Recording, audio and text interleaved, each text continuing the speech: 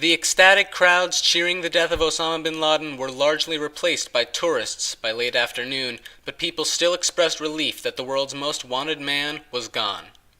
Adrian Sanchez was in Caracas, Venezuela, when the attacks happened. I think it's pretty good. That's the justice that we are looking for.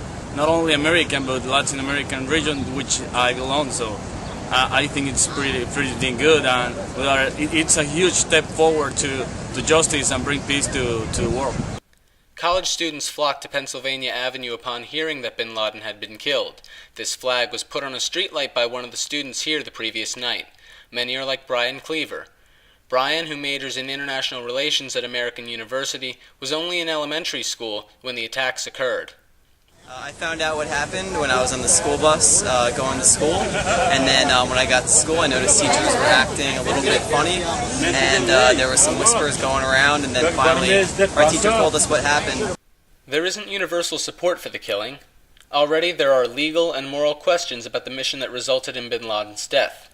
Others have expressed their concern that bin Laden's death does little to make the United States any safer. Janie Donaldson, who works in Washington, D.C., holds such concerns. I would say, for me, bittersweet. It doesn't really change anything. I think that we're still going to have some kind of terror attack in the future.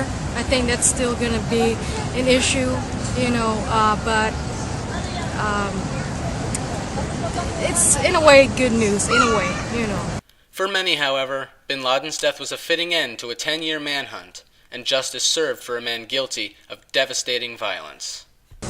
I think the fair conclusion is that he was brought to justice, and that's exactly what happened. Whether they wanted to take him out alive or dead, that was Osama bin Laden's choice, and somehow a firefight did erupt, and because of that, there was obviously an exchange of fire by Osama bin Laden and his forces, and because of that, that led to him being killed. So that choice was his.